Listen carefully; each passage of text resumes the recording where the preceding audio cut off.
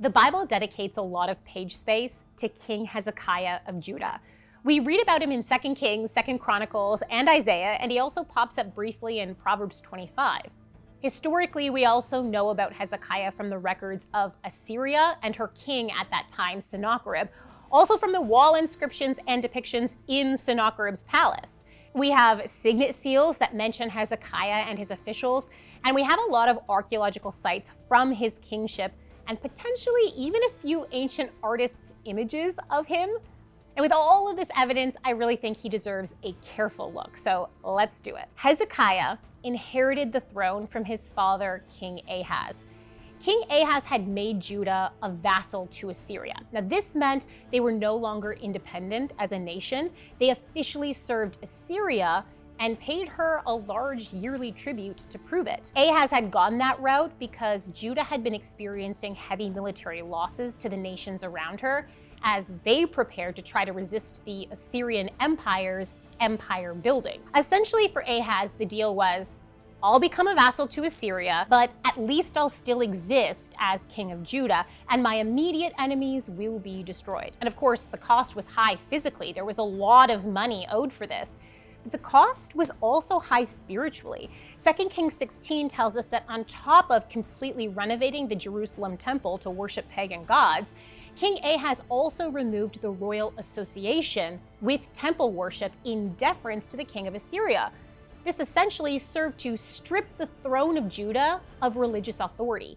Everything was now to go through Assyria. And at this point in his reign, Ahaz was already neck deep in idolatry, so if there was a sting that came with this for him, it was probably just his own pride of position. But back to Hezekiah. When he received the throne, Assyria was the boss, idol worship was rampant, and the line of David, the kings of Judah, had severed their official relationship with God in deference to a pagan king. And this all while the prophet Isaiah has been preaching.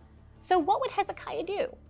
Well, Isaiah prophesied that northern Israel would fall to Assyria, and Hezekiah watched that happen.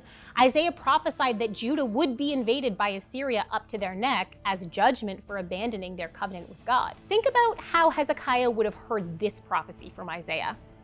My people who live in Zion, do not be afraid of the Assyrians who beat you with a rod and lift up a club against you, as Egypt did.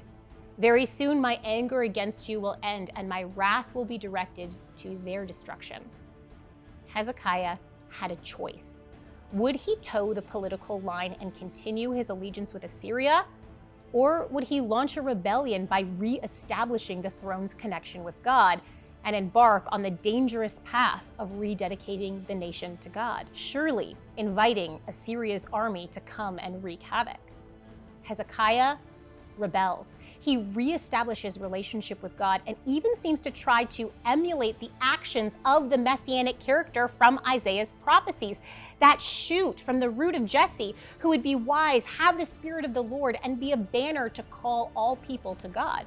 We see Hezekiah launch a huge religious reform and call all people, even from outside his territory, to come to Jerusalem to celebrate Passover, a festival remembering the deliverance of God's people from Egypt. And for this, 2 Kings 18 says of him, Hezekiah trusted in the Lord, the God of Israel. There was no one like him among all the kings of Judah, either before him or after him. He held fast to the Lord and did not stop following him. He kept the commands the Lord had given Moses.